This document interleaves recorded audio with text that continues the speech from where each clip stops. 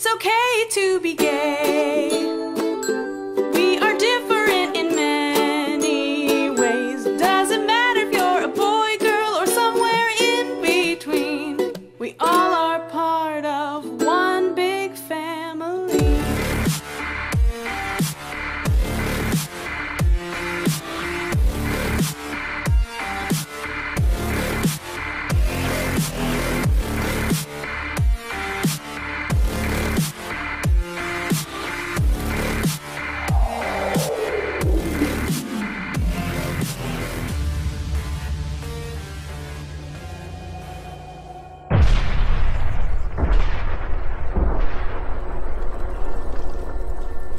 A family can be made up in many different ways.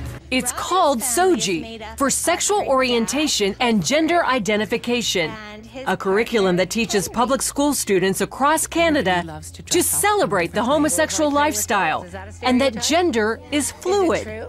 In other words, your gender is not dependent on what parts you were born with, but rather what you feel like in the moment. There's people that are boys, there's people that are girls. There are people whose gender might be a little bit of both or might even be neither.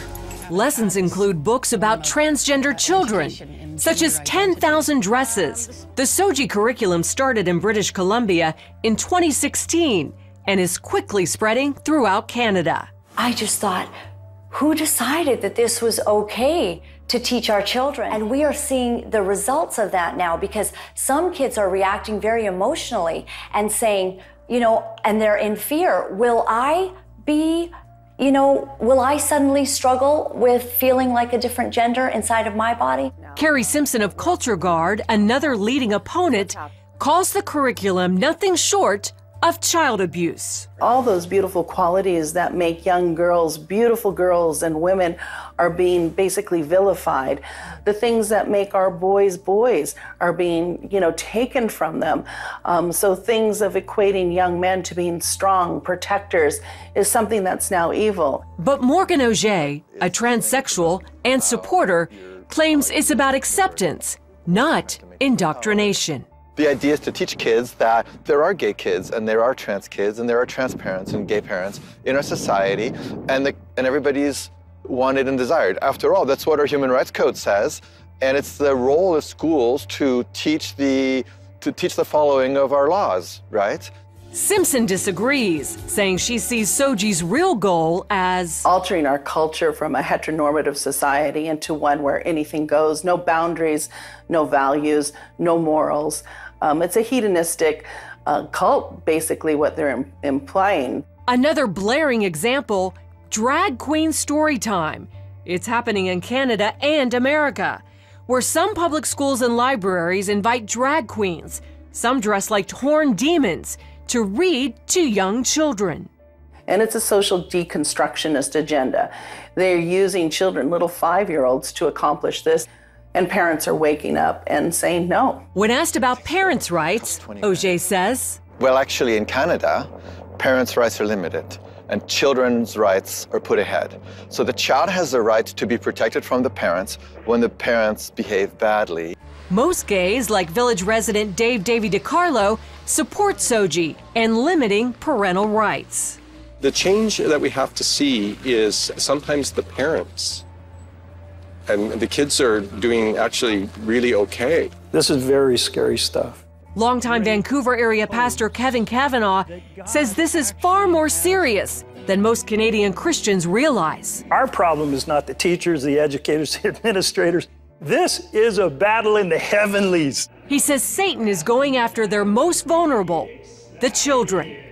And the little girl came home in tears because the teacher had told her, since she was playing with some toys in the class that were deemed to be masculine in nature, that she was likely a boy in a girl's body. The mother went to the school the very next day, and instead of having any sort of tolerance or support or understanding, she was actually called names. She was told that she was a homophobe, that she was a bigot. With that in mind, Tyler Thompson, Simpson, and Pastor Kevin are spreading their message across social media and in town hall meetings.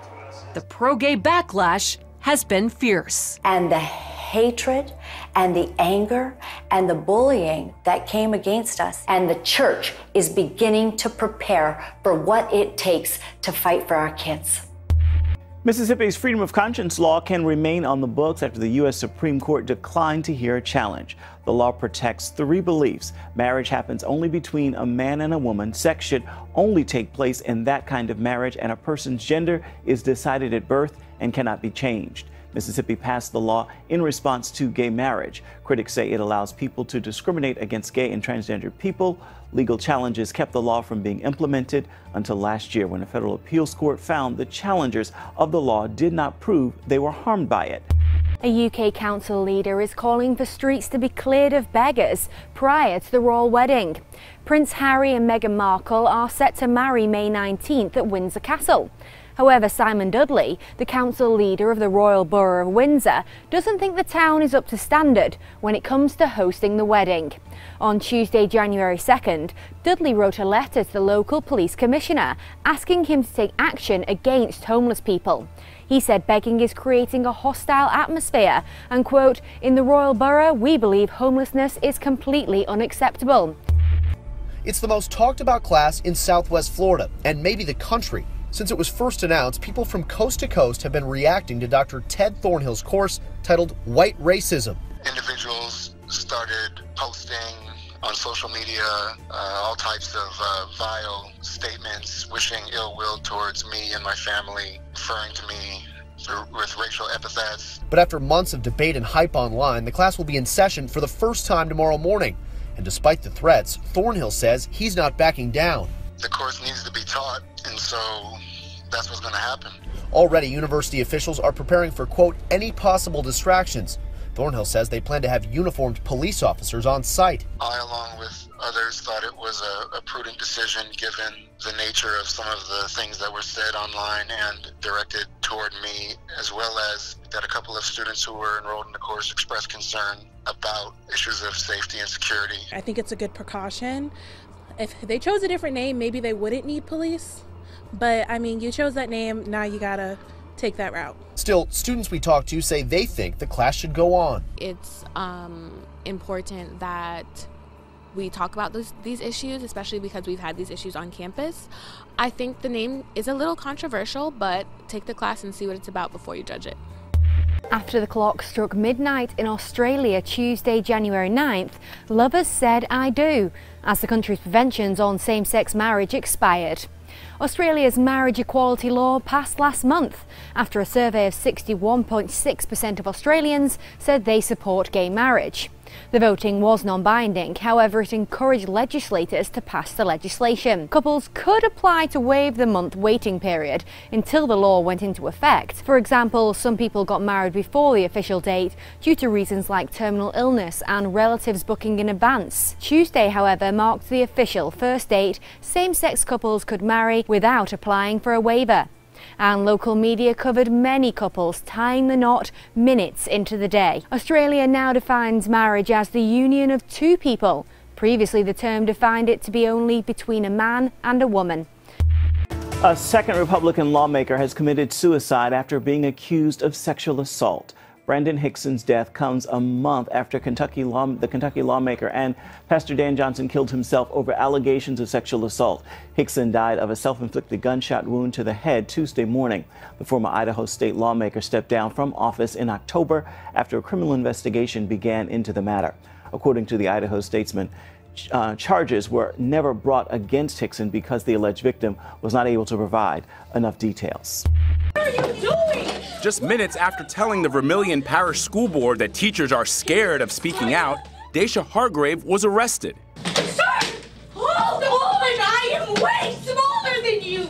At the board meeting Monday night, Hargrave had expressed frustration with the plan to give the superintendent a raise upwards of $35,000. A superintendent or any person in a position of leadership getting any type of raise, I feel like it's a slap in the face to all the teachers. A deputy city marshal stepped in to escort Hargrave out. Are you kidding me? But moments later, she's heard screaming from the hall.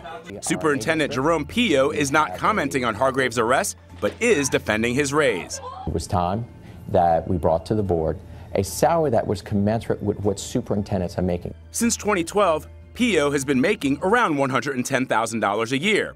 According to two board members, with the new contract that was approved Monday, he could earn $38,000 more. In 2016, the average Louisiana teacher's salary was around $49,000.